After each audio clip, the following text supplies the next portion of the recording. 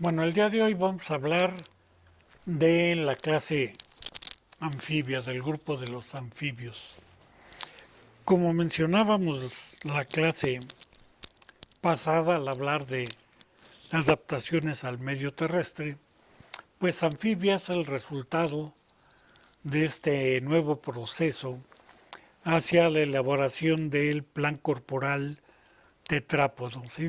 Para pasar a la invasión de este medio terrestre. Y anfibia, pues es el primer resultado, por decirlo así, de este proceso hacia la colonización del medio terrestre.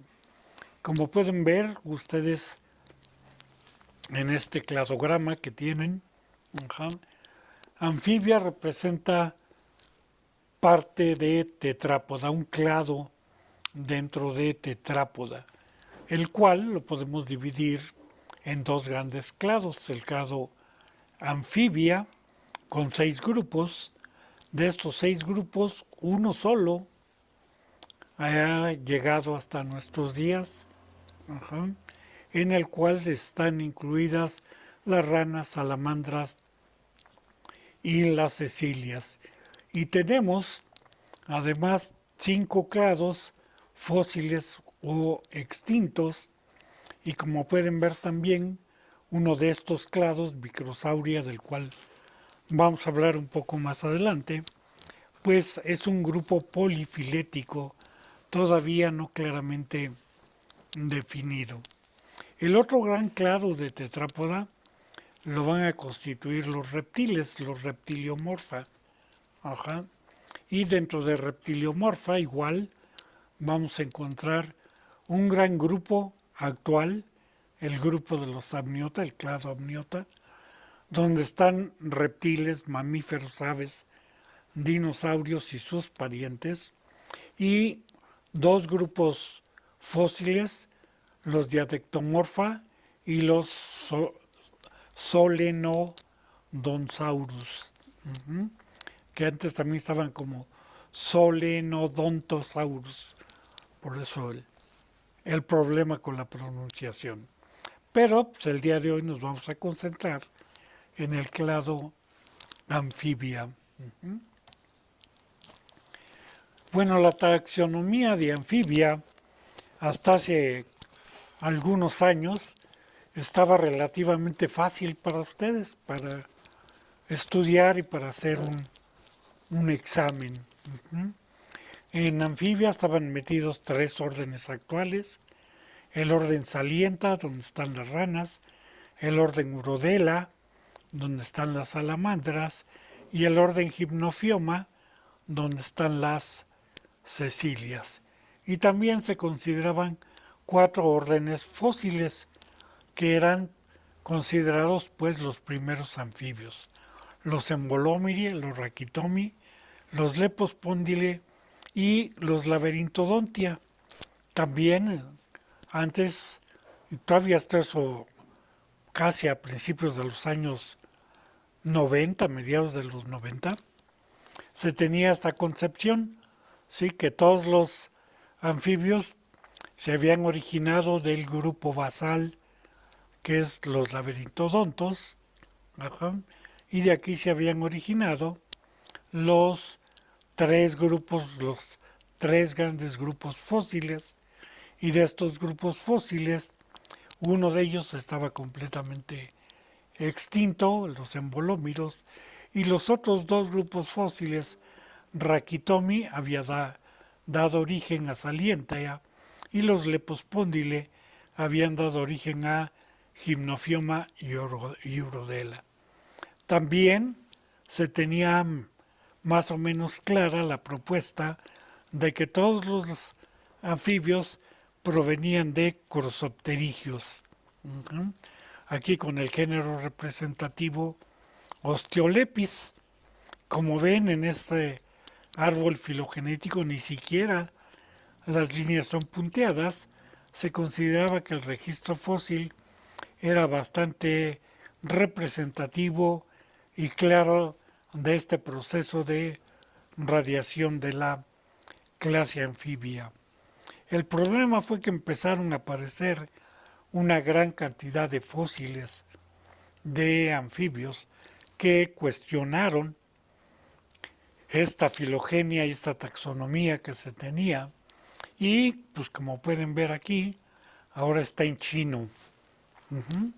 Y está en chino, ¿por qué?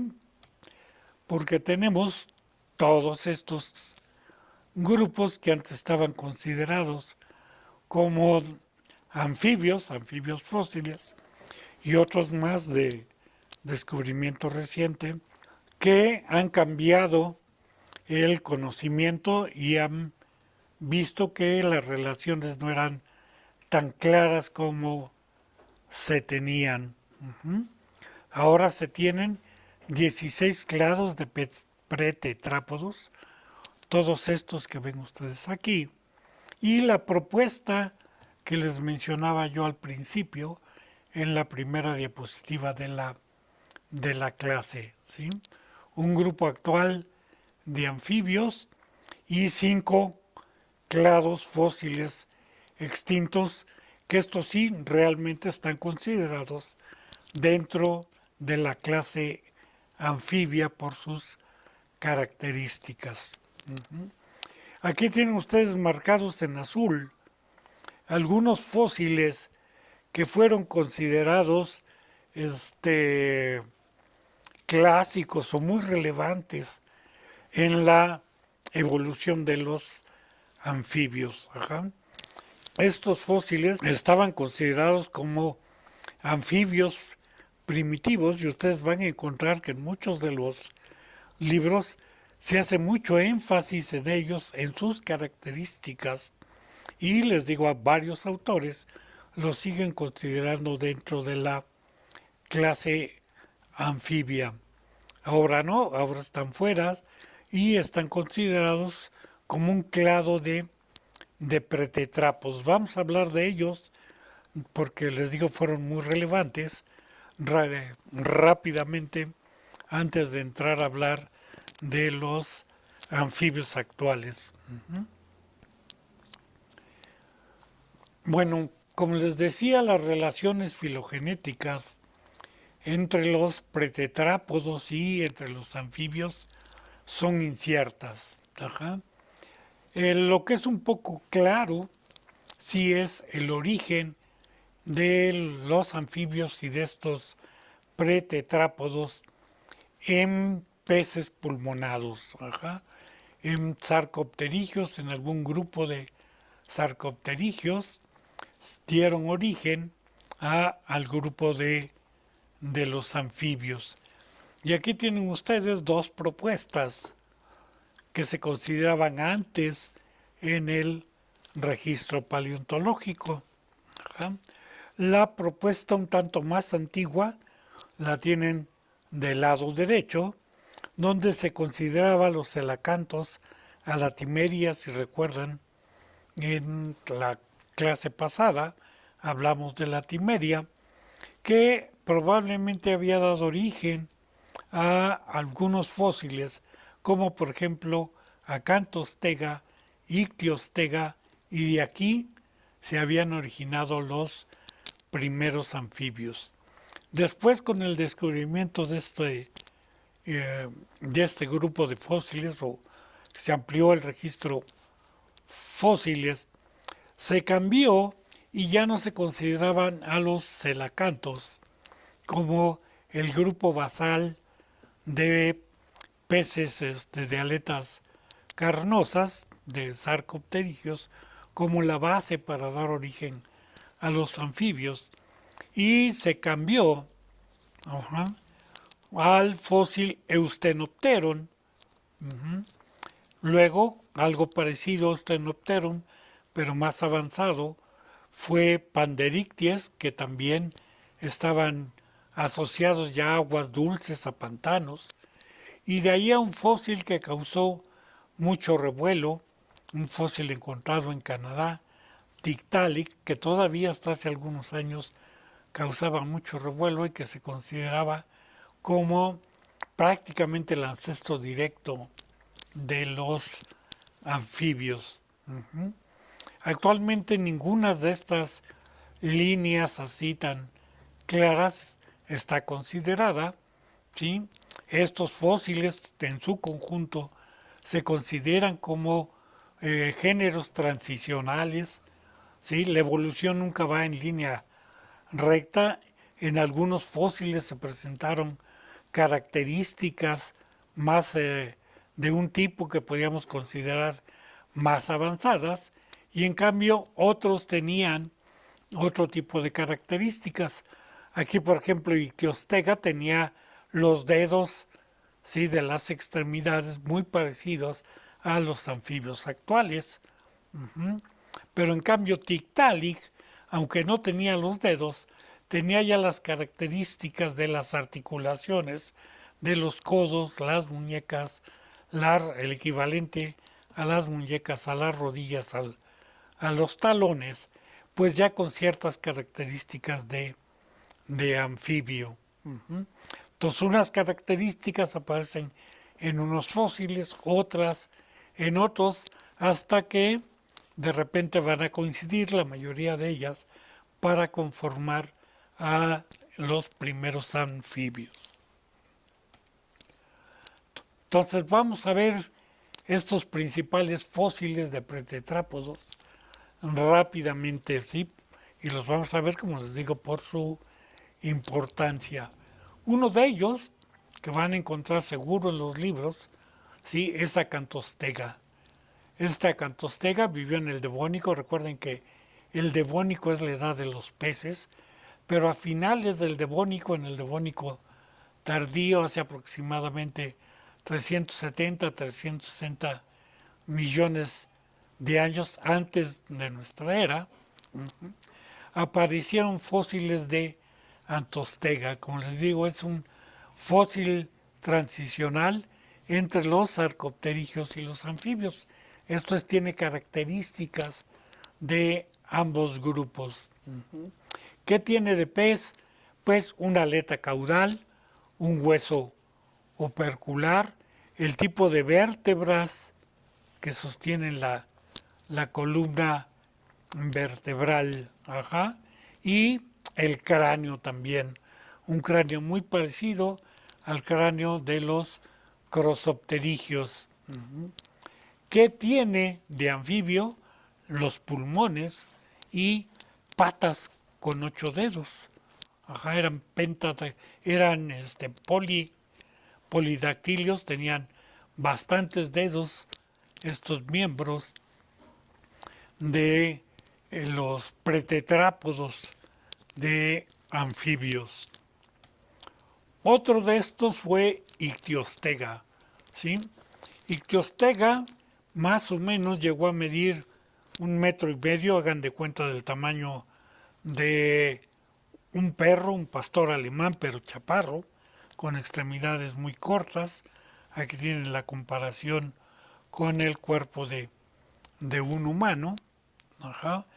Estos también existieron en el Devónico superior, datan de hace 367 a 362,5 millones de años, perdón, y también están considerados como un fósil transicional, un tetrápodo basal. Tetrápodo, ¿por qué? Porque tiene ya 4 patas bien diferenciadas, ya no hay aletas, ¿sí?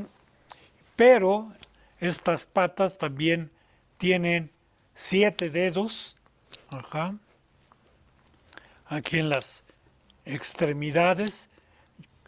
Tenían opérculo, branquias, espiráculo y aleta caudal con radios óseos.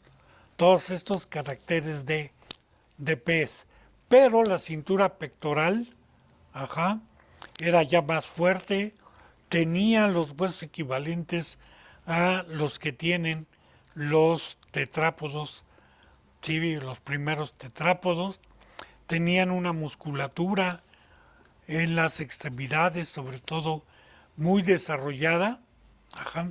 No es como tipo pez, que todos los paquetes musculares son más o menos del mismo tamaño a todo lo largo del cuerpo. Aquí no, ya había músculos bien desarrollados, sobre todo en las extremidades, y tenía otras adaptaciones. Se considera que probablemente tenían respiración pulmonar, pero seguían viviendo enteramente en el agua. Tiktaalik, que les digo, este fósil causó un gran revuelo todavía hasta principios del año 2000. Este se encontró en Canadá, también en el Devónico tardío, y presenta muchas semejanzas entre pez y tetrápodo. Por eso causó tanto revuelo.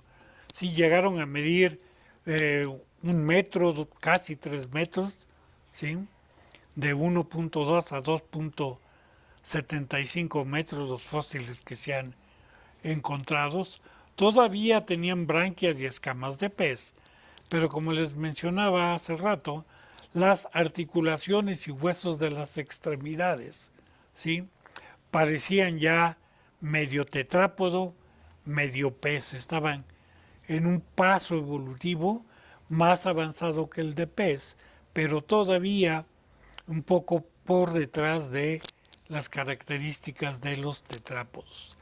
Estos fósiles tenían una articulación en la muñeca funcional, lo cual los ayudaba a desplazarse si fuera del agua, y esto es considerado, fue muy relevante para poder sobrevivir en el medio terrestre. Las costillas, la caja torácica era tipo tetrápodo para poder vivir fuera del agua, y además tenía una característica bastante avanzada que es un cuello móvil. ¿Sí? Este cuello móvil no está presente en la mayoría de los anfibios actuales, está desarrollado en reptiles, pero la mayoría de los anfibios carecen de este cuello móvil, por lo cual los consideraban como un fósil transicional bastante más relevante en la transición de organismos acuáticos a organismos terrestres. Y por eso fue considerado un anfibio, y un arquetipo en la evolución para el origen de los tetrápodos terrestres.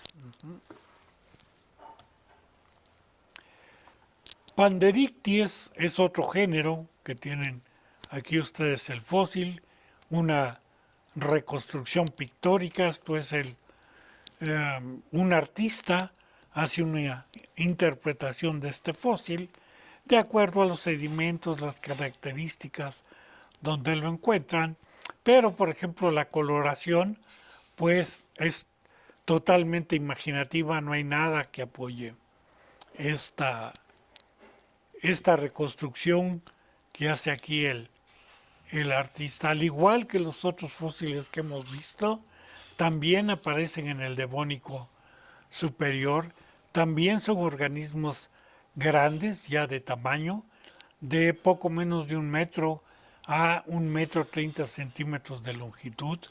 Por sus características en el cráneo, era un organismo carnívoro que probablemente se alimentaba de peces y invertebrados menores.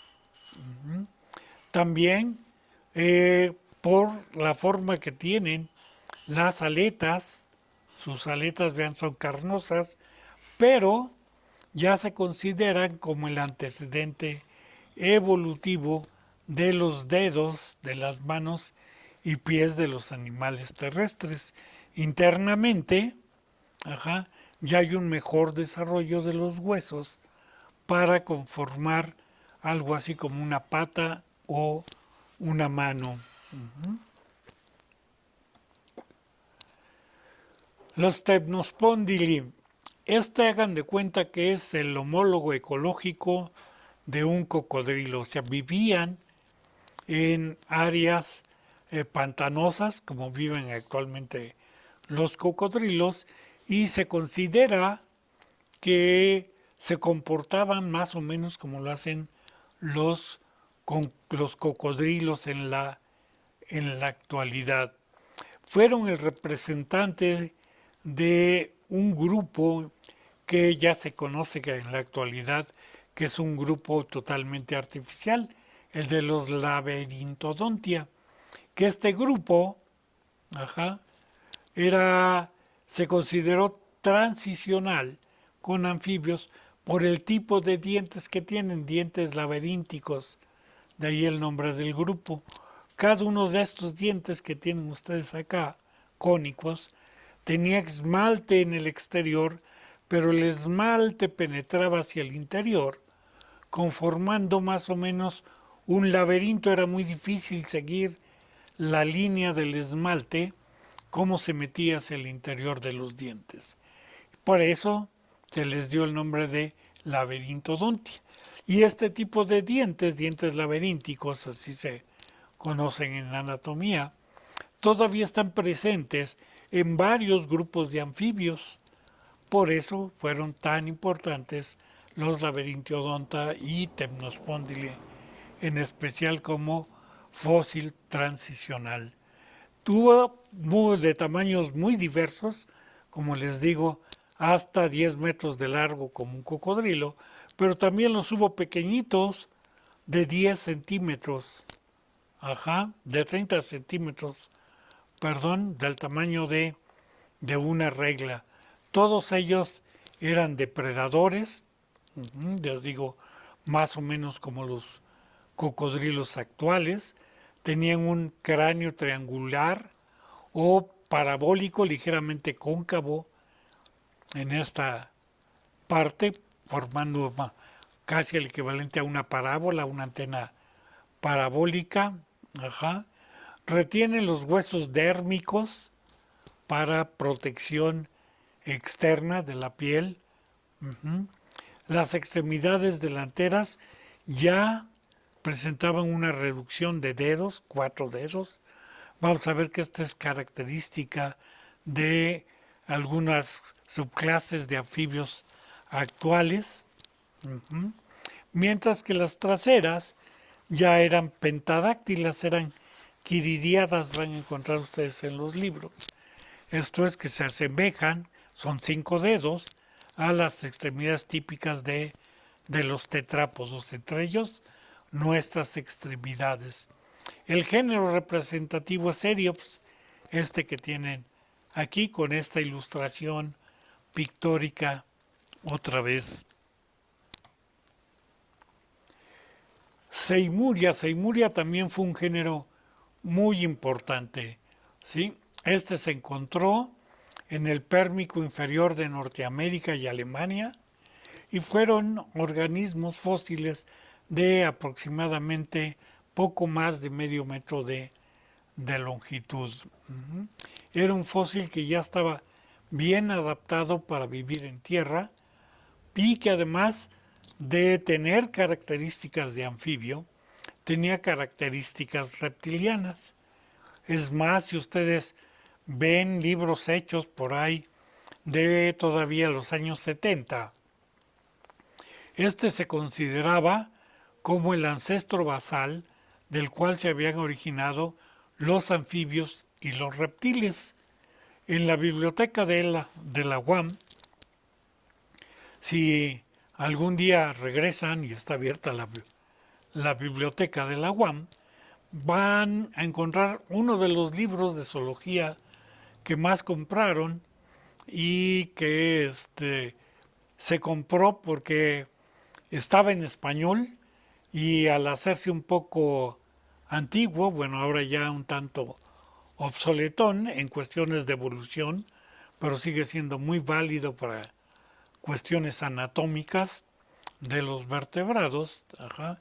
El Young todavía considera en las clasificaciones de reptiles como un reptil a Seimuria y en las clasificaciones de anfibios como un anfibio a Seimuria. ¿Sí? Tenía caracteres compartidos de ambos. Tenía un solo cóndilo occipital ¿Y qué quiere decir esto? Que también podían mover bastante la cabeza, que tenían cuello, ajá, sino un cuello claramente separado la cabeza del tronco, sí podían mover el cuello o la cabeza a ambos lados con facilidad, ¿sí? Tenían ya la cintura escapular, la cintura de las extremidades anteriores, bien o con una de las características más distintivas de los tetrápodos, que es el hueso interclavicular que va entre las dos clavículas, que las une para unirlas a la columna vertebral. Ajá. También la cintura pélvica ya estaba fuertemente unida a la columna vertebral, todas características de un tetrápodo terrestre. Ajá. El ilion y el isquion estaban ensanchados para permitir un implante de una cabeza del fémur grande o fuerte que permitiera al organismo desplazarse en tierra firme, y una fórmula falangeal de 2, 3, 4, 5, 3 o 4.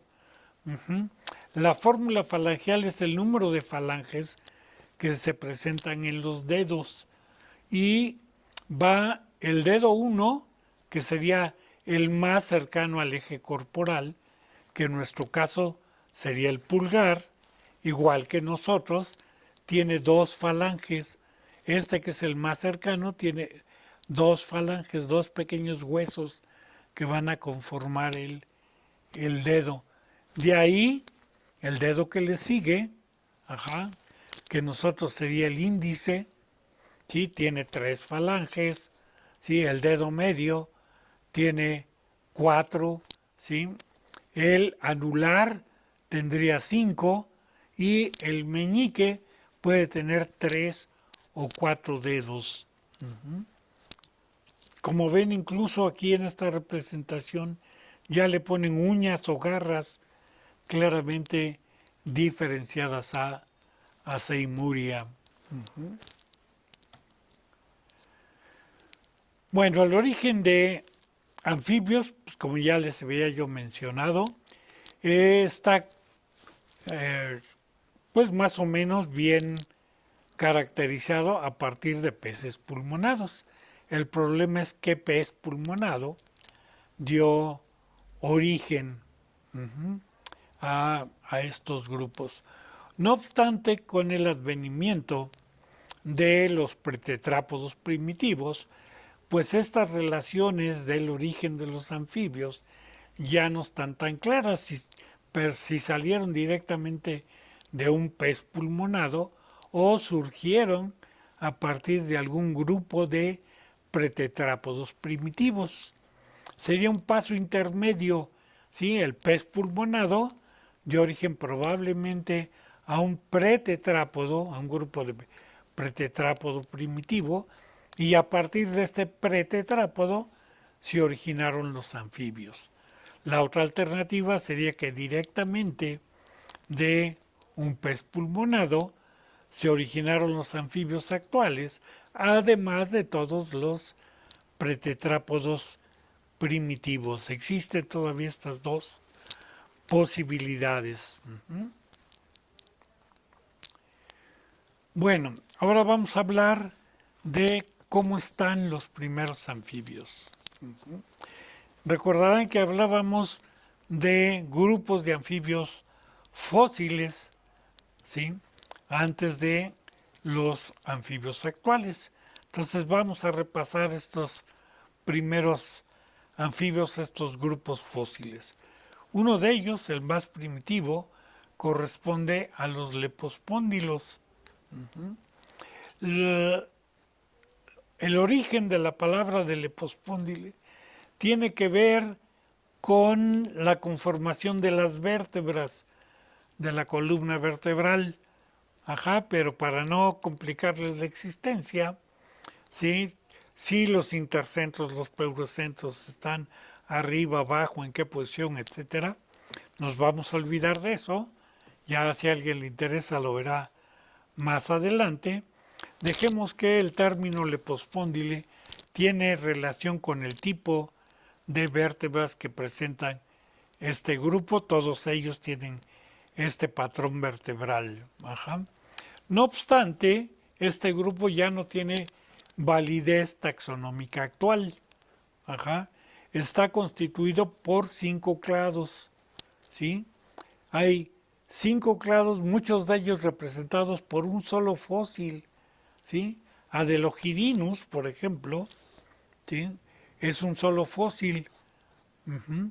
Y pues representa a la familia o el clado Adelogidinidae, Aistópoda, Microsauria, Nectridia, Lisorofia. Ajá. Recordarán que dentro de la primera diapositiva existía un grupo polifilético que el autor de la primera diapositiva lo llamaba microsauria. Entonces todos ahora están agrupados dentro del clado microsauria, pero cada uno de estos representa un clado independiente. Vivieron del Carbonífero al Pérmico, siguieron siendo organismos predominantemente acuáticos y con tamaños relativamente pequeños, ¿sí? de medio metro a un metro máximo de tamaño. Tuvieron una gran diversidad de formas y adaptaciones a la vida acuática y a la vida terrestre, dependiendo de cuál de estos clados analicemos. Unos tienen unas cosas, otros tienen otras.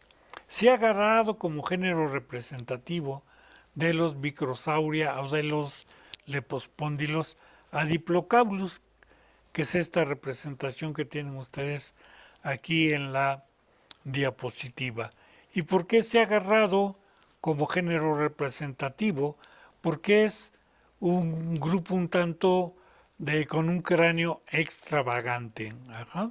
También fueron organismos que midieron de medio metro a un metro, más o menos, de longitud, pero como pueden ver en la diapositiva, su cráneo estaba formado por 2 huesos alargados, y extendidos a los lados y hacia atrás. Hagan de cuenta que conformaban un boomerang. Esta arma de los indígenas australianos. Para que la forma que tienen los boomerang, ¿sí? Estas armas de los indígenas australianos, pues les permite desplazarse con cierta facilidad en el medio. Los boomerang en el medio aéreo, ellos lo utilizan para cazar, pero lo más llamativo de los boomerang es que pueden regresar a la persona que los lanza si sabes lanzarlos.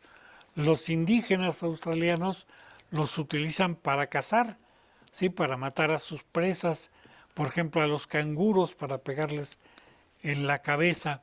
Y esto se debe a la aerodinámica que tiene el cráneo de los boomerang. Pues lo mismo se ha pensado que este cráneo probablemente le servía para poder planear en el medio líquido, sobre todo para poder desplazarse, nadar a contracorriente, además de hacerlo poco atractivo para los depredadores. ¿Quién iba a tener una boca tan grande? Y sobre todo, dado que terminaban en huesos en punta, en los extremos, pues para poderlos comer, para poder atacarlos. Hay varias interpretaciones al respecto del cráneo de Diplocaulos, pero esta es la más aceptada, sí, un planeador para desplazarse en contra de las corrientes y hacerlo poco atractivo a los depredadores.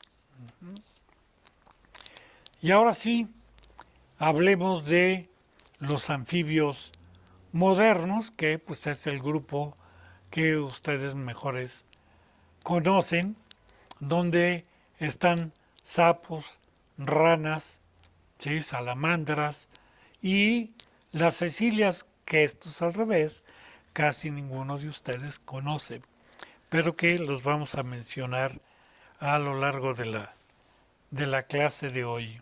Ujú. Bueno, los caracteres generales de los anfibios modernos, de los anfibios actuales, y ojo, tengan en cuenta esto, que cuando vean en los libros caracteres generales, se refiere a los anfibios actuales, ¿sí? Muchas de estas características no están presentes en los anfibios fósiles y también hay características de los grupos fósiles que no están presentes en los grupos actuales. Pero los caracteres actuales, perdón, los caracteres generales de los grupos actuales de anfibios son los siguientes. Todos pasan por un proceso de metamorfosis. En algunos este proceso es más marcado que en otros. Vamos a ver que por sus propias características los anfibios tienen una gran variedad, una gran diversidad, tanto de organismos como de características biológicas. Entonces vamos a encontrar muchas excepciones a la regla, pero en general todos ellos sufren metamorfosis.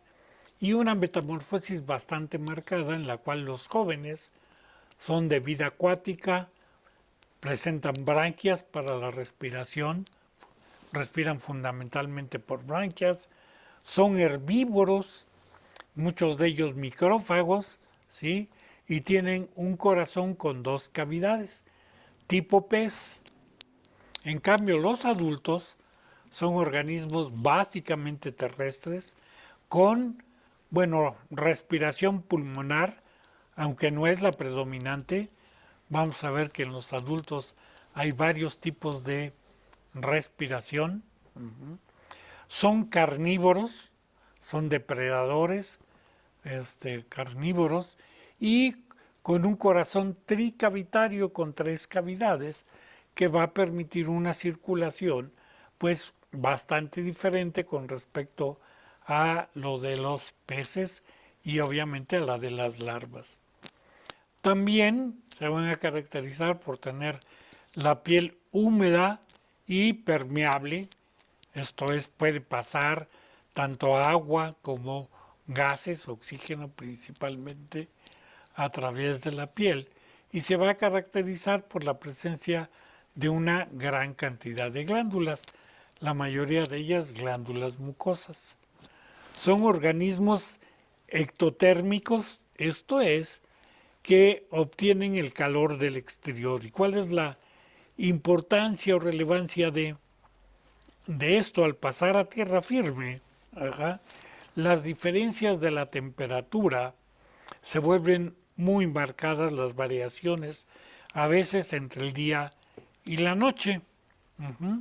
Esto pues lo estamos viviendo en estos días, ¿sí? Amanece más o menos, depende de donde vivan, entre 6 y 7 grados centígrados en los lugares un poco menos expuestos, entre 8 a 9 grados, y en el día se están alcanzando 25 a 27 grados centígrados.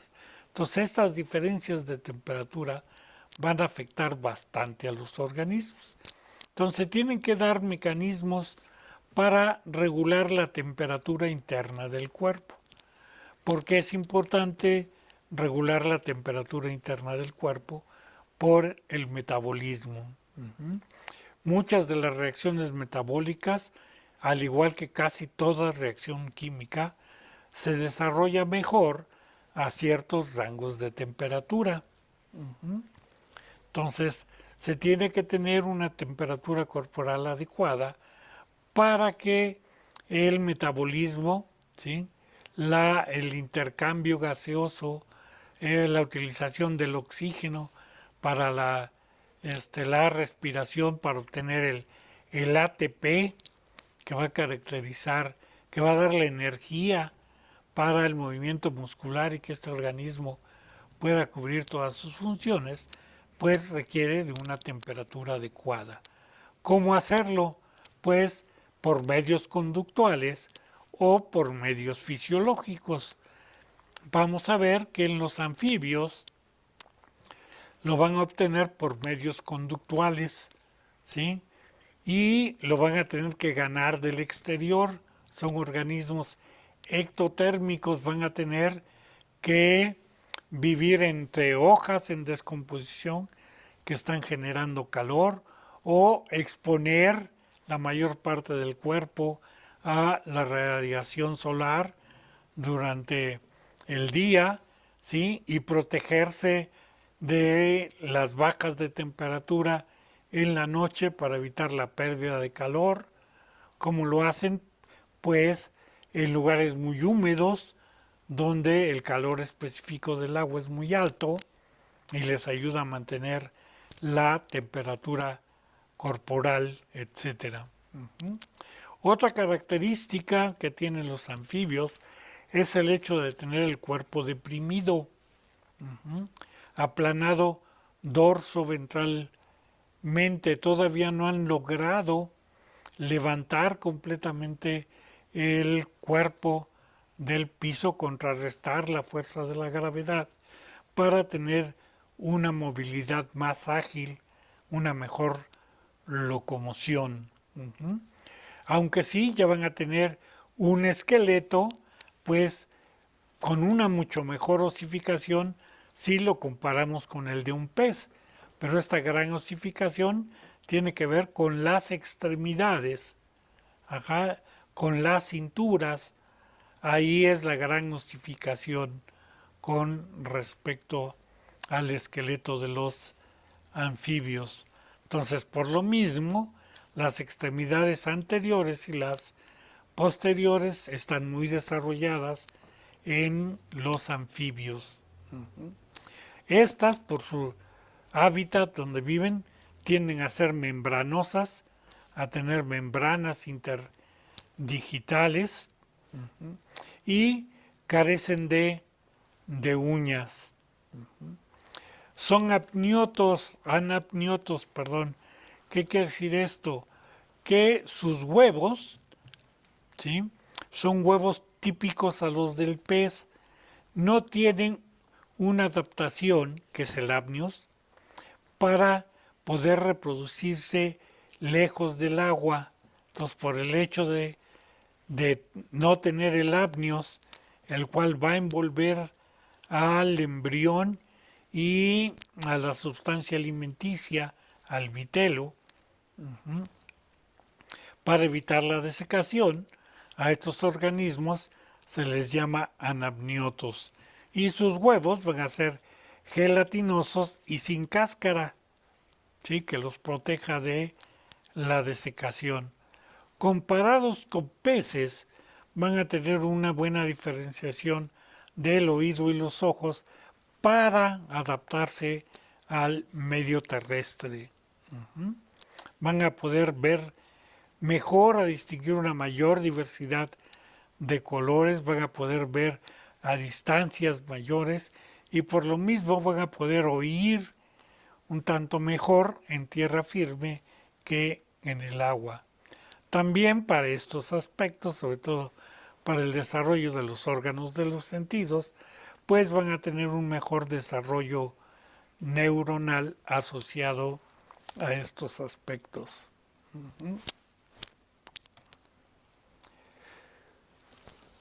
Bueno, en cuanto a su morfología externa, pues la forma del cuerpo es variada.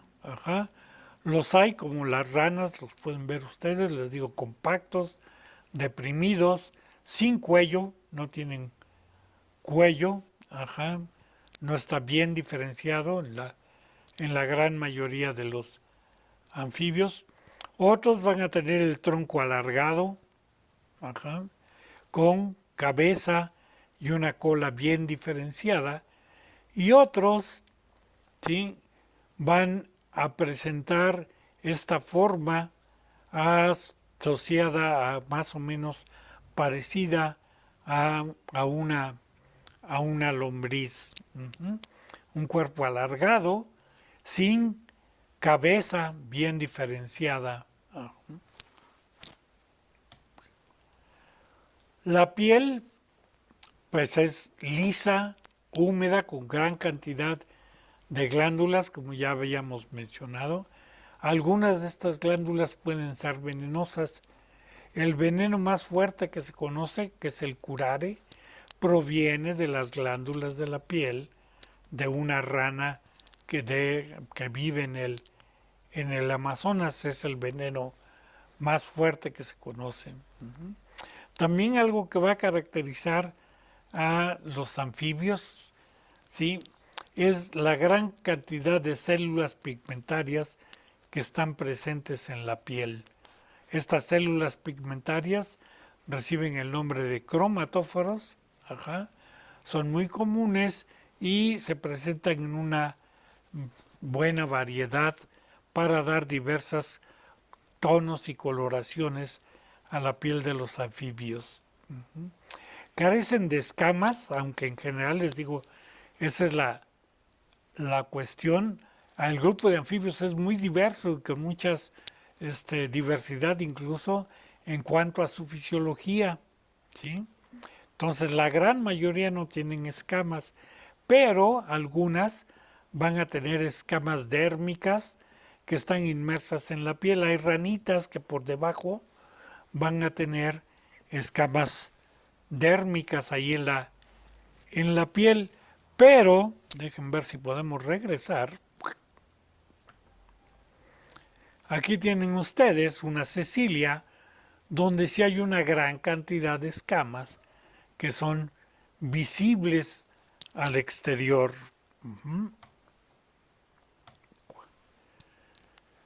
Bueno, son tetrápodos con dos pares de extremidades, aunque como vimos, las cecilias son ápodas, no tienen las extremidades desarrolladas. Las extremidades anteriores, por lo general, son más pequeñas que las posteriores, están menos desarrolladas las anteriores que las posteriores, acá. Y también las posteriores a menudo son palmeadas. No así en la mayoría las anteriores. En este ejemplo que tienen ustedes aquí, sí son palmeadas, pero hay otras en las que no. También generalmente hay 4 dedos, como está ilustrado en esta imagen, en las patas anteriores y 5 en las posteriores, carentes de garras o uñas. Tienen la boca bastante grande, muy conspicua, muy notoria, con dientes pequeños en la mandíbula superior, ¿sí? O en ambas. Es difícil encontrar anfibios que las tengan en ambas, pero los hay. La mayoría los tienen en las mandíbulas superiores. Aquí tienen ustedes una imagen y aquí tienen ustedes un dibujo, una ilustración al respecto. Aquí tienen ustedes los dientes, ¿sí?, que están presentes en la maxila, se les llama dientes maxilares. Aquí están señalados. Son muy pequeñitos, ¿sí?, casi no se logran ver en la fotografía. También vamos a encontrar unos dientes llamados bomerianos, que generalmente son pareados y, como su nombre lo dice, están en el bómer, están en el hueso bomeriano que nosotros corresponde al paladar. Estos organismos no tienen todavía un paladar como tal, pero sí tienen el bómer en la base del cráneo y estos son los huesos bomerianos. ¿Para qué les sirven? Pues para evitar que la presa escape. Generalmente son depredadores de insectos, los tragan y estos dientes ayudan por la forma en la que están dispuestos hacia atrás a que la presa no regrese, si no trate de escaparse. Hay 2 narinas internas o nostrilos dos orificios nasales que van a comunicar las fosas nasales del exterior al interior de la cavidad bucal. Ajá. Aquí tienen marcados el tubo de Eustaquio que va a comunicar al oído, ¿sí? Con la boca. Ujú.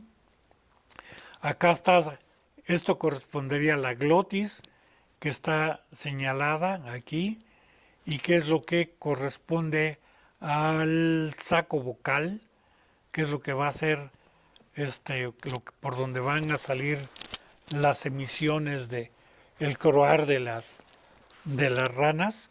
Como ven, hay dos sacos, dos orificios vocales en los machos, que son los que croan, y una lengua muy desarrollada, protáctil. Bueno, la piel, ya habíamos mencionado, va a tener depósitos de queratina o pequeñas escamas queratinizadas en lo que corresponde a la epidermis.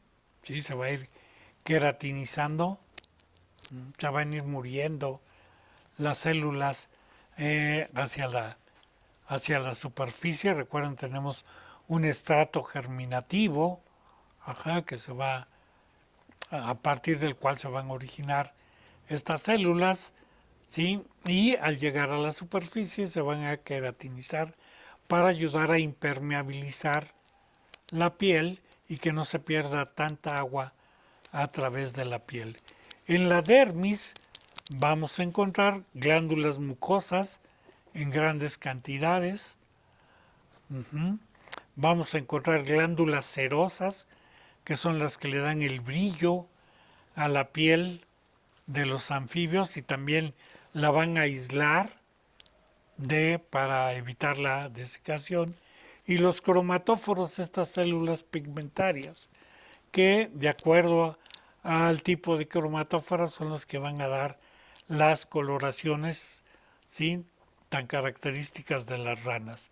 Tenemos básicamente tres tipos de cromatóforos: los jantóforos, que son los más superficiales, que tienen los colores rojos, anaranjados o amarillos; los iridióforos, que están situados ligeramente por abajo de los jantóforos, ajá, y que dan las coloraciones plateadas, vidriosas, cristalinas de la piel de los anfibios; y los melanóforos, que son los más oscuros, que contienen melanina negra o parda y que dan las coloraciones oscuras, negra, café, parda, ajá, de la piel de los anfibios.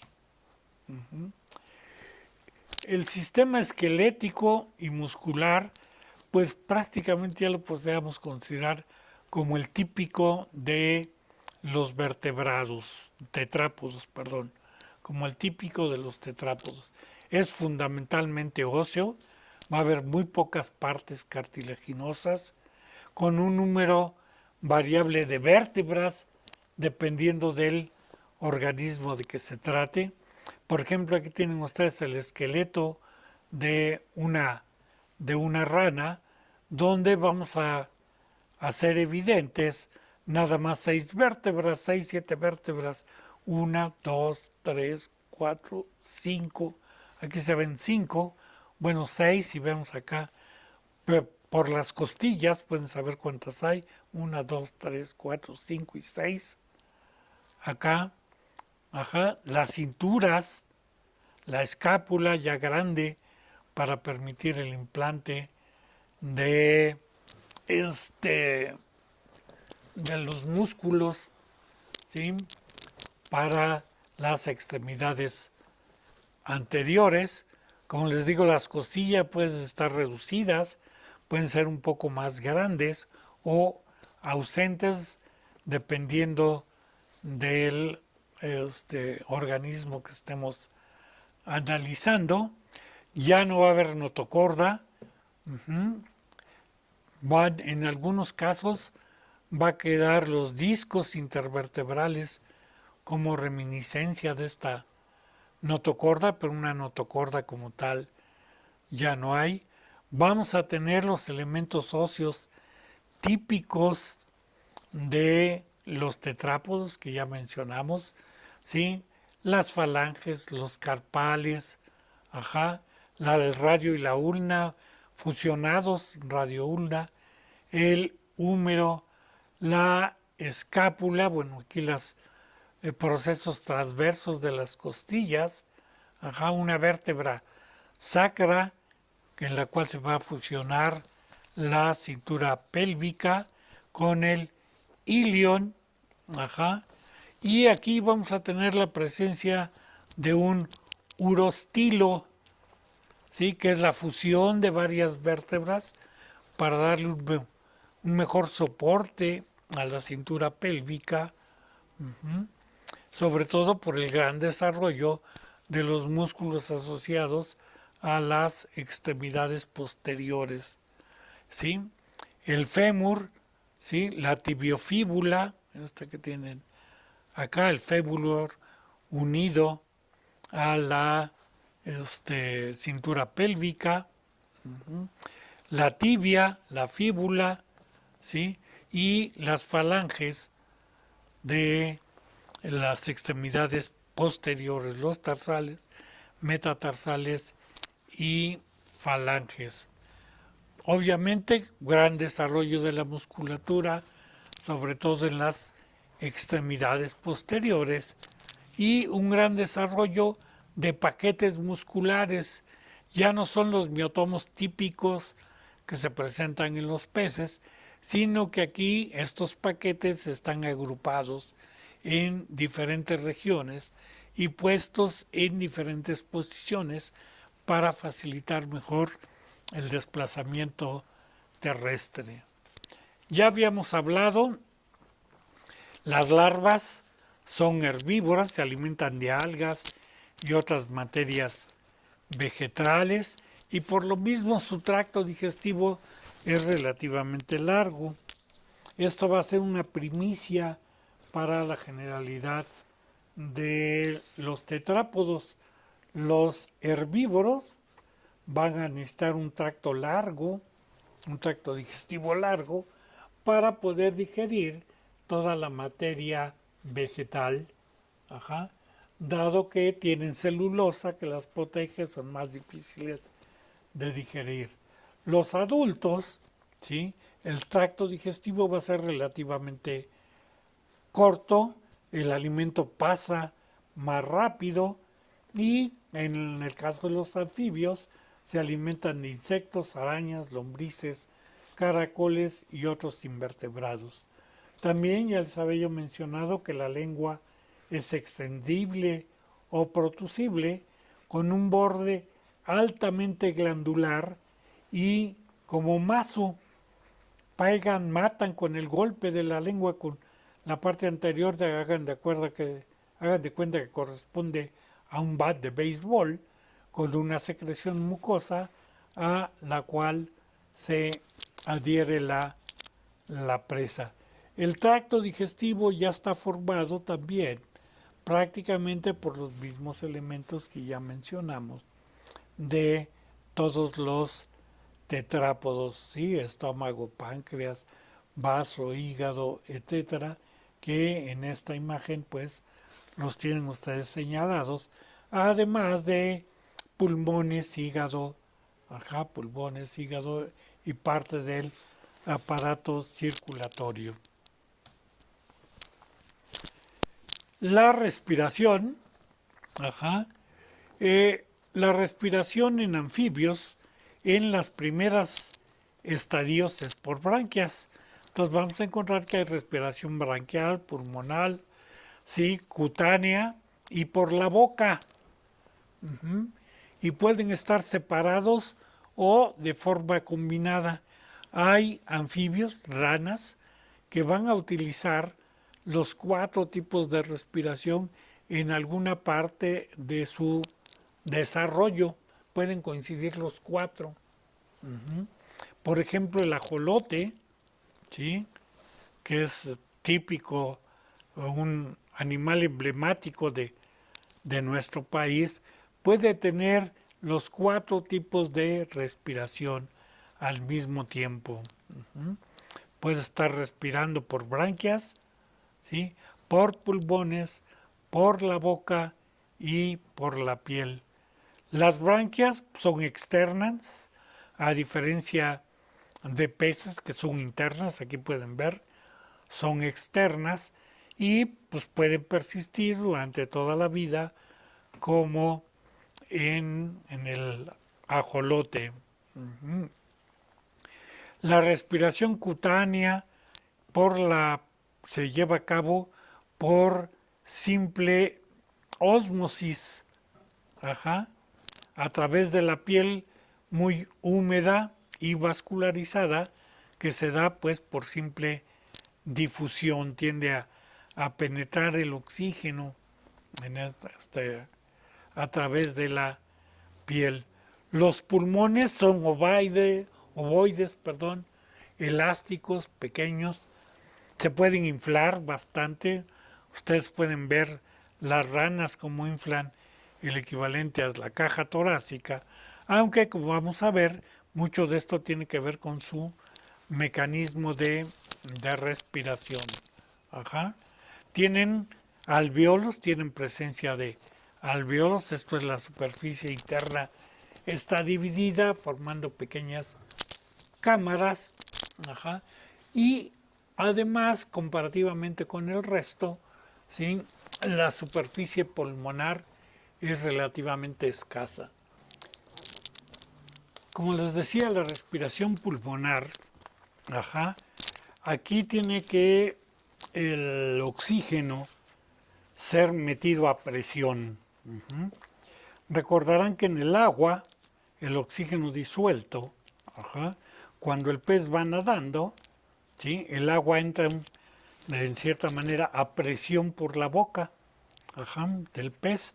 Incluso el pez, para ayudarse a meter con mayor presión el agua que lleva el oxígeno disuelto, va a abrir y a cerrar la boca, como lo hacen los tiburones, de manera permanente para aumentar la presión del agua que está entrando. Se tiene que hacer lo mismo en el aire, se tiene que aumentar la presión parcial de oxígeno que entra al tracto respiratorio. ¿Cómo se hace esto?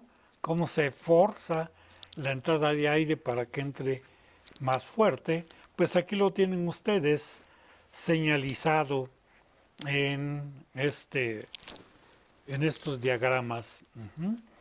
Aquí tienen ustedes los nostrilos, entran el aire, ¿sí?, del exterior a través de los nostrilos. Recuerden que en la parte interna, en lo que sería la parte superior del paladar, están las coanas, que son los orificios nasales internos. Entonces el aire entra por los nostrilos, pasa por las coanas, llena la cavidad bucal, y la rana, el anfibio, ensancha esta cavidad bucal con la glotis. Como ven aquí, empieza a ensanchar la cavidad bucal. Los pulmones están colapsados, y lo que hace la rana es que sube la cavidad bucal para a presionar que entre el aire hacia atrás, se va, llena los pulmones, y como ven, la lengua juega un papel importante para dirigir el aire hacia atrás. Es una especialización, una mejora de lo que hacen los peces al respirar en el agua para aumentar la presión del oxígeno, la presión parcial de oxígeno. Aquí no hay agua, entonces esto del aire igual se tiene que meter a presión y se ayuda por la glotis, la cavidad bucal, se ensancha y se contrae. La circulación, pues igual, un sistema circulatorio cerrado, típico ya del de los tetrápodos, ¿sí? De la vida terrestre. En los adultos, ya habíamos mencionado, hay un corazón tricavitario con dos aurículas, tan separadas por un septo. Ajá. Y un ventrículo. Ajá. Y se empieza a establecer una circulación de doble bomba a través del corazón. En los peces, ¿sí? Vamos a tener una sola bomba, un solo bombeo de la sangre. Ajá. Va del corazón a las branquias, de las branquias al resto del cuerpo y regresa al corazón. Aquí no, aquí vamos a tener un mecanismo de doble bomba, ¿sí? Llega del cuerpo al corazón y del corazón se va a los pulmones y de los pulmones regresa al corazón y del corazón se va hacia el resto del cuerpo. Por eso este mecanismo de doble bomba. En todos los tetrápodos vamos a tener este mecanismo de doble bomba, aunque pues, obviamente va a estar mucho más o mejor desarrollado en aves y mamíferos. ¿Sí? El mecanismo es el que tienen ustedes señalados aquí. Este es para anfibios. ¿Sí? La sangre venosa, la sangre ya libre de sustancias de excreción, pero pobre en oxígeno, va a llegar a la aurícula derecha. De la aurícula derecha pasa al ventrículo y del ventrículo va a salir por la arteria pulmonar a los pulmones. Va a regresar, ¿sí? De los pulmones por la vena pulmonar, va a llegar a la aurícula izquierda. Esto siempre va a ser igual en todos, ¿sí? La sangre venosa va a entrar a la aurícula derecha, la sangre oxigenada en la aurícula izquierda. Pasa al ventrículo y del ventrículo va a bombearse para el resto del cuerpo. Ajá. Va a bombear a todos los tejidos. Aquí vamos a tener un ventrículo, un solo ventrículo. Ajá. Y los autores proponen que hay una mezcla, cierta mezcla de sangre, porque está entrando sangre venosa y sangre arterial, sangre oxigenada al ventrículo. Se han hecho estudios recientes de hemodinámica, uno de ellos lo ha hecho Smith-Nielsen, por ahí se los he mencionado, este famoso fisiólogo de vertebrados, y Smith-Nielsen, utilizando sustancias radioactivas, ha podido mapear la circulación de la sangre venosa y la sangre arterial. Y él ha descubierto que la mezcla de estas sangres al nivel del ventrículo es realmente mínima. ¿Por qué? Por la hemodinámica, esto es, por el camino que sigue la sangre. Como ven ustedes aquí, las paredes del ventrículo están dispuestas de manera diferente en el lado izquierdo y en el lado derecho. Entonces esto hace que la sangre ya arterial o oxigenada que entra por acá siga un mecanismo en el cual va a tener muy poco contacto con la sangre venosa. La sangre venosa va a llevar su propio camino y solo se van a estar mezclando prácticamente aquí, pero las corrientes, la intensidad de las corrientes va a permitir que haya poca mezcla de sangre venosa y sangre arterial como antes se pensaba. Aquí tienen ustedes dos diagramas, ¿sí? Uno que muestra la circulación esta que acabamos de ver, ¿sí? De la aurícula izquierda, que va a recibir la sangre, le va a enviar al ventrículo, del ventrículo va a salir a los tejidos, se va a recibir por la aurícula derecha, se va al ventrículo y se va al pulmón.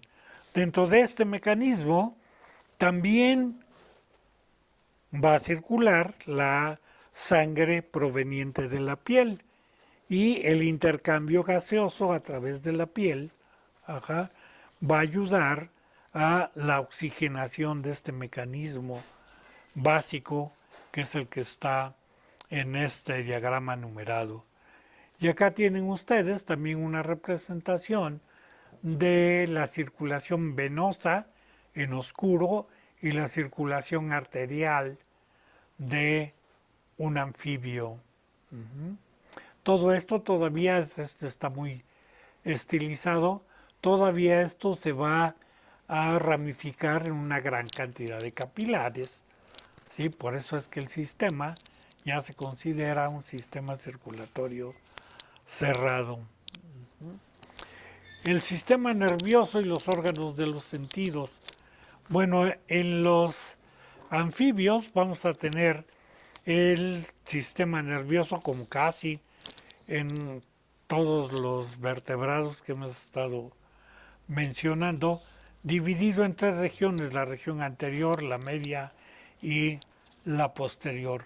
La región anterior se va a encargar del olfato, al igual que en los otros grupos. Ajá. Todos van a tener unos sacos olfatorios, un bulbo olfatorio muy desarrollado, muy importante en la localización de la comida, y también va a tener el cerebro anterior, donde vamos a encontrar ya un mejor desarrollo de lo que corresponde al cerebro en el reconocimiento entre individuos y en el comportamiento reproductivo. El encéfalo medio va a estar encargado prácticamente de la visión. Vamos a tener un bastante mejor desarrollo de la visión. Todavía los ojos van a ser parecidos a los de los peces, pero a diferencia de los peces, los ojos de los anfibios están desarrollados para hacia una visión lejana, ¿sí? Para poder hacer un enfoque cercano, ajá, tienen que utilizar músculos asociados al globo ocular para deformarlo un poco y poder ver las cosas de cerca. Lo contrario se da en peces, además peces casi no tienen una buena vista lejana, ¿sí? Los peces solo prácticamente enfoque cercano. Y el encéfalo posterior van a estar el oído, la audición, ¿sí? El equilibrio y el cerebelo como estructura termostato y coordinación de diversas funciones para la biología de los anfibios. Recuerden, ya no hay línea lateral, ¿sí? Ya es sustituida por el oído con una función semejante a la que nosotros tenemos, la audición y el equilibrio. Entonces, por la vista, pues van a tener una buena visión a color. Les digo, el ojo todavía es bastante redondito, parecido al de peces, pero ya tiene asociados músculos que les van a ayudar a deformar ligeramente el ojo para poder enfocar mejor de manera cercana. Tienen cuatro tipos de bastones y de conos receptores de la luz, dos tipos de bastones, bastones rojos y verdes, y dos tipos de conos cortos y largos. Entonces van a tener una buena visión a color. El oído, como ya les había yo mencionado, es para la audición y el equilibrio. Ajá. La primer función, la básica, es el equilibrio, recuerden. Y pues ahora tenemos un mejor desarrollo de la audición hacia el medio terrestre. Recuerden que la transmisión de los sonidos es muy diferente en el agua que en el aire. En el agua viaja mucho más rápido. Los sonidos pueden llegar a través de los huesos del cráneo, de todo el cuerpo. Aquí también en los anfibios, sobre todo las extremidades anteriores van a transmitir sonidos hacia el oído medio, pero ya vamos a contar con un tímpano, ajá, muy desarrollado. Vamos a tener un, un solo huesecillo medio, ajá, que es la columela, ¿sí? Que aquí en este esquema está considerado como el estribo, porque después vamos a ver que se van a incorporar dos huesos, el martillo y el yunque, pero este es originalmente es la columela y así se le denomina columela, conformando lo que correspondería al oído medio, y el oído interno pues va a estar conformado por el utrículo, los tres canales semicirculares que ya vimos, y neuromastos, células sensibles en el interior asociadas al líquido, y esta posición del líquido es lo que va a estar activando las células y va a estar determinando la posición del cuerpo con respecto al medio ambiente. La reproducción, también hay varios tipos de reproducción, es variable. En general vamos a encontrar que los anfibios son dioicos, tienen sexos separados. Puede haber fecundación interna en las salamandras y en las cecilias, y externa en las ranas y en los sapos. Son predominantemente ovíparos, estos ponen huevecillos, aunque hay algunos ovovivíparos y algunos vivíparos. Normalmente presentan metamorfosis, que ya habíamos hablado, y el tipo de huevos que presentan los anfibios se conoce como mesolécitos, con cubiertas membranosas gelatinosas. Mesolécitos, ¿qué quiere decir? Que el embrión se va a desarrollar en el centro, en la parte media del organismo. Telolécitos, que se van a desarrollar o se va a concentrar en alguno de los polos. Aquí tienen ustedes los huevos de una cecilia, ¿sí?, comparado con los huevos que presenta una rana. Y aquí tienen el sistema urogenital de ambos, el ovario y el riñón. Sí, aquí está quitado el ovario del otro lado para que vean el riñón.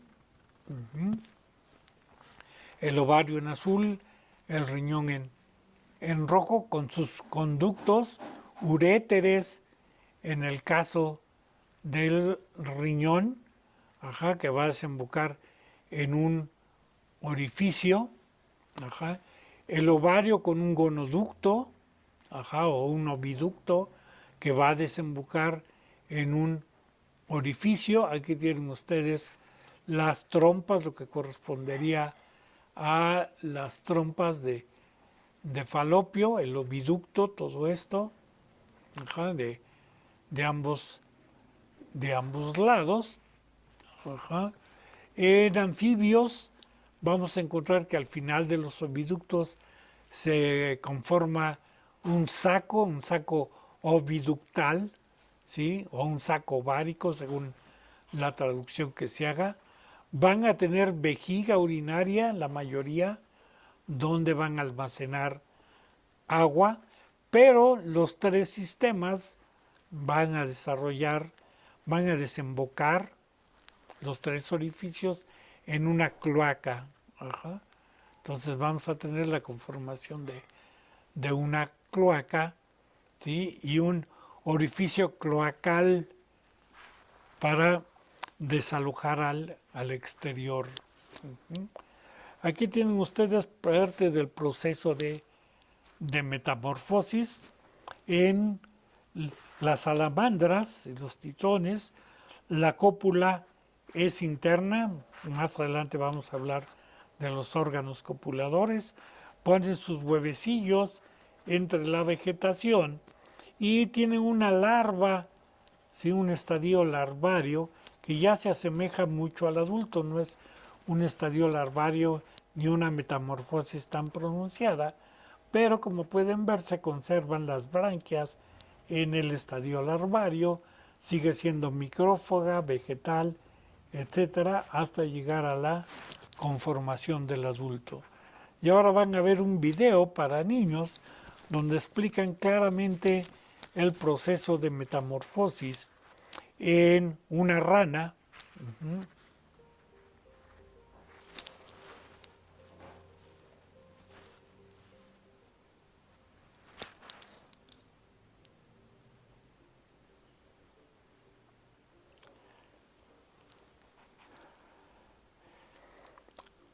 En el video no lo dice, pero el macho fertiliza los huevecillos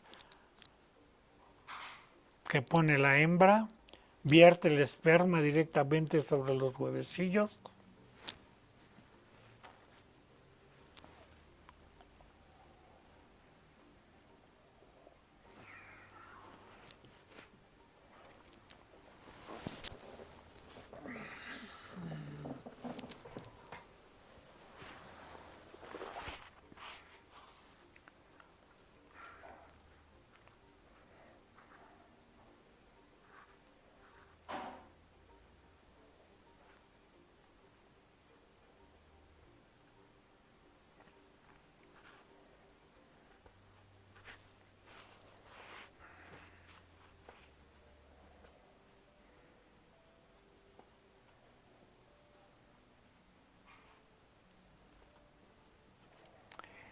Vean lo gordo del renacuajo, lo bien nutrido que está el renacuajo.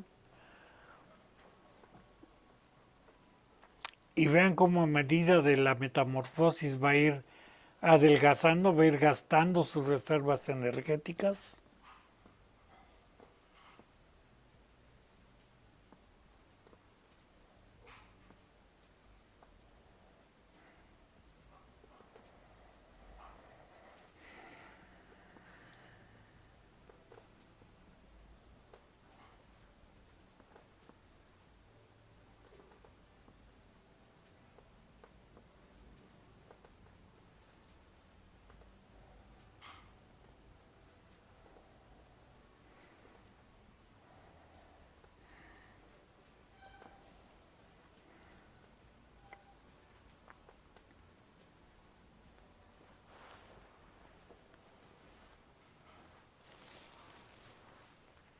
Ok. Bueno, ¿cómo están distribuidos los anfibios actuales? Además es un grupo pues bastante considerado con bastante amenaza en la actualidad. Como ven, la clase anfibia está agrupados en un solo clado la subclase Lisanfibia. Los anfibios actuales pertenecen a la subclase Lisanfibia, donde vamos a encontrar también un solo superorden, el superorden Batrachia, con 3 órdenes actuales: Anura, que ya hemos estado mencionando, Caudata y Gymnophioma. Anura es donde están las ranas y sapos. Hay 54 familias, ¿sí? 456 géneros y 7.419 especies. Como les decía, un grupo muy diverso. Hay en números redondos 4.000 especies de mamíferos y tan solo las ranas tienen 7.400 especies, pues ya podrán darse una idea de la diversidad de ranas y sapos que existe en el mundo y por supuesto pues también de anfibios. En el orden también todavía no hay una claridad, depende del autor de que se trate, pero más o menos están reconocidos 5 clados básicos, perdón, 6 clados, 1, 2, 3, 4, 5 clados, ajá, que son los más generales. Los Amphizoela, los Discoglósida, los Pipiónida, las Paleobatoidea y los Neobatrachia. ¿Sí? Todos estos corresponden a sapos y ranas, principalmente los primeros corresponden a sapos, ¿sí? Los últimos corresponden a ranas. Luego tenemos el orden Caudata, donde están los tritones, salamandras y afines. Aquí también por una convención, ajá, el término salamandra se utiliza de carácter como nombre genérico general para todos los organismos de este tipo. Y ya desde hace varios años, tanto investigadores como otras gentes que comercializan algunos de estos animales, ajá, se ha visto que el género salamandra tuvo su origen en Europa y en Asia, ajá, y que entonces el nombre común de salamandra se debe de aplicar básicamente para los organismos de este tipo que viven en Europa y Asia. Mientras que en los de América, ajá, tuvieron un origen diferente y la mayoría provienen del género tritón. Entonces se ha propuesto que para todos los americanos se utiliza el término tritones y para los del viejo mundo se utiliza el término salamandras, para que vean cuál es la diferencia. En este orden hay 10 familias, 68 géneros y 766 especies, agrupados aquí sí en 3 subórdenes claramente reconocidos: Cryptobatrachoidea, ajá, Salamandroidea y Sirenoidea. Cryptobatrachoidea, generalmente asiáticos, ¿sí? Salamandroidea, generalmente asociados a, al viejo mundo, a Asia, y Sirenoidea, asociados a América y África. Tendríamos el orden Hypnofioma, donde están las cecilias, que hay 10 familias, 33 géneros y 215 especies. Y aquí tienen ustedes un mapa de la UICN, de la Union International for Conservation of Nature, que es la que hace la lista roja, ajá, donde en 2008 habla del gran problema que afecta a los anfibios en todo el mundo. Aquí ven la distribución de los anfibios y el número de especies de anfibios que pueden estar amenazadas o en peligro de extinción. Si ven, el único lugar donde no hay anfibios amenazados, que es en cero, ajá, es por donde prácticamente no existen.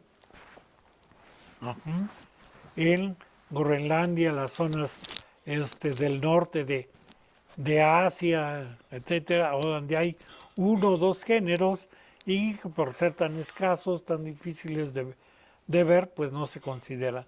Pero todo el resto del mundo, donde está este color azul, puede haber de 1 a 10 especies amenazadas y donde más hay van de 51 a 214 especies amenazadas.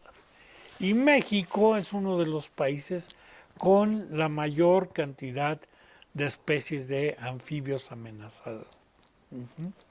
En México hay 393 especies de anfibios y les digo de las cuales prácticamente la gran mayoría están amenazadas, al igual que Colombia, básicamente, aquí no se ve Costa Rica.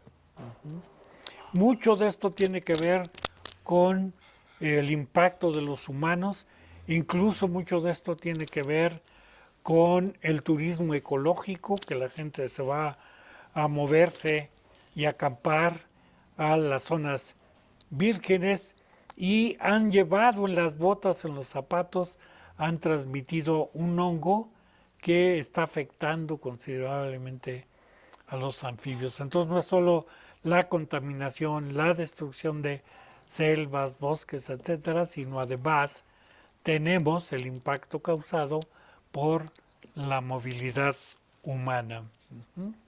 Es un estudio, perdón, es un efecto multifactorial. Hay una gran cantidad de factores que están afectando a las poblaciones de anfibios y por lo mismo, como no hay una sola causa que puedas cuidar, que puedas detener, pues el problema es bastante serio.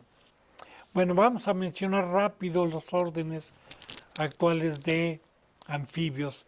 El orden Gymnophoma, que también lo puede encontrar con el nombre de Apoda, y en el cual están las cilias, son tropicales. Aquí en México hay, en Veracruz, Tabasco, Chiapas, en las zonas tropicales. Como ven, carecen de extremidades, son de hábitos hipogéos, esto es, viven en madrigueras excavadas en la tierra, tienen ojos pequeños o son totalmente ciegos, ¿sí? Tienen una mala audición, pero para compensar tienen un excelente olfato y tentáculos, ¿sí? Y un excelente órgano vomeronasal, ¿sí? Que es para procesar los olores. Después vamos a hablar de manera más amplia de este órgano vomeronasal. Aquí tienen ustedes señalado un tentáculo y por su posición está muy conectado con este órgano vomeronasal que está muy conectado al bulbo olfativo y transmite los estímulos olfatorios directamente hacia el cerebro. Estos son organismos de fertilización interna y tienen un organismo copulador, los machos, llamado falodeum. Hagan de cuenta un clasper, pero no está permanente, lo evierten, lo sacan durante la época reproductiva y pasan una metamorfosis sencilla. Recordarán que ya habíamos visto los huevecillos en una diapositiva anterior, en un video, y dentro del huevo se ve prácticamente ya una cecilia pequeña, eclosionan y se empiezan a desarrollar. Ajá. El orden Caudata burodela corresponde a salamandras y tritones, pues su cuerpo es largo y deprimido con cola. Ajá. Tienen fertilización interna indirecta. Estos los machos depositan un espermatóforo en la cloaca de las hembras. Las hembras se llevan el espermatóforo, a veces puede hasta varios años, y cuando maduran y van saliendo los óvulos, estos óvulos son fertilizados por este espermatóforo que está en la cloaca. Bueno, hay desarrollo directo en los tritones y un estado larvario muy incipiente en las salamandras. La paedomorfosis, esto es la retención de caracteres juveniles. Es común en los miembros de, bueno, en algunos géneros, ¿sí? El ajolote, la retención de las branquias se considera un proceso de paedomorfosis. Tienen la quimiorrecepción muy desarrollada y captan las vibraciones del suelo, ¿sí? También tienen coloraciones miméticas y preventivas que reciben el nombre de aposemática. Las rojas, las amarillas, quiere decir que son venenosas y viven en climas templados y tropicales de Centro y Sudamérica. Por ahí alguien levantó la mano, pregunta. Sí, profe, mi pregunta es de que si en la UAM hay criaderos de ajolotarios. Ay, Había escuchado un rumor. ay, pero en la UAM Xochimilco. ahí en la UAM Xochimilco, y bueno, asociado a investigadores de la UAM Xochimilco, parece ser, no estoy seguro, que iniciaron unas investigaciones en la UAM Iztapalapa. Pero que tengan los criaderos como tales, no. Están en la UAM Xochimilco y los pueden visitar. Si van a la parte de Cuemanco, es muy fácil.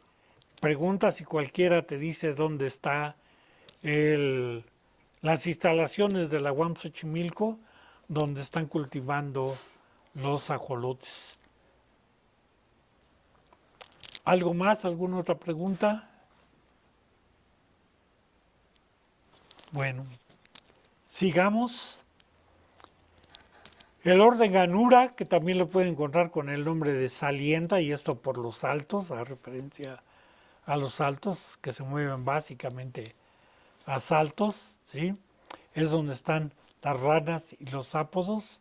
Están en todos los hábitats, excepto los polos y zonas subárticas, pero hay sapos de zonas desérticas, ¿sí? En la mayoría de los desiertos del mundo, incluso los más secos como el desierto del Gobi, el desierto del Sahara, el desierto de Sonora, hay ranas que viven ahí, ajá, y estas ranas durante las grandes sequías se entierran, estiban, se ponen en lugares más húmedos, ellos secretan también su piel para gran cantidad de mucus para mantener la humedad y logran sobrevivir varios años hasta que se viene una lluvia.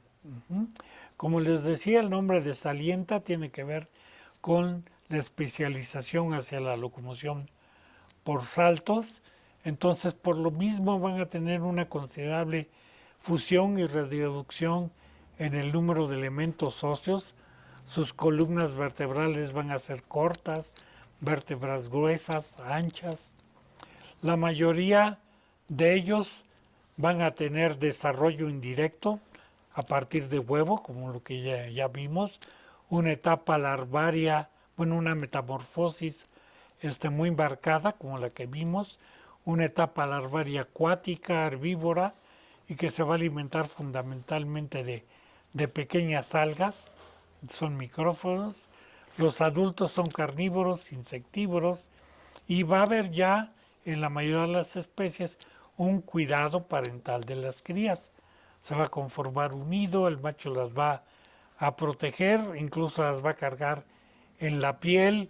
Busquen ahí fotos del el sapo partero, ¿sí? Donde las crías son protegidas y, por decirlo de una manera, incubadas en la piel o en la boca.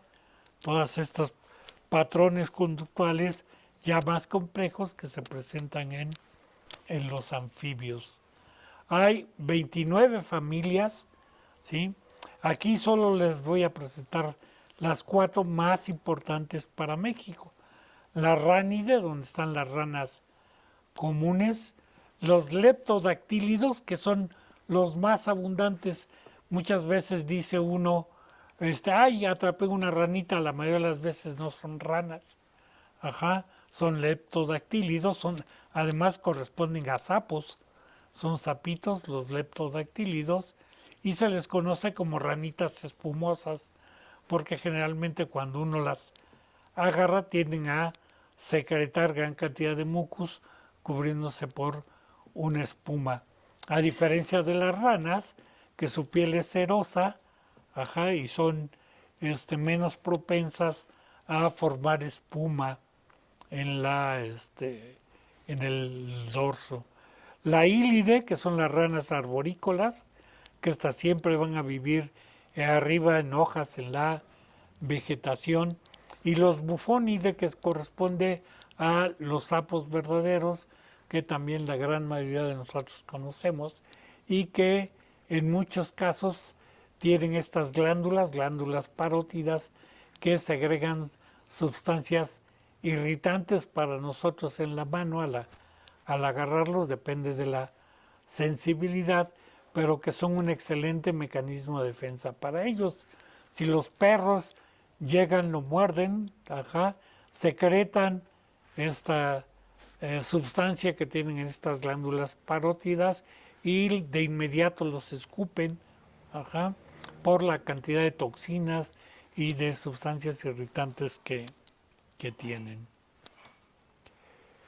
¿Cómo está la radiación y la filogenia de los anfibios? Ajá. Bueno, les digo, provienen de un ancestro sarcopterigio.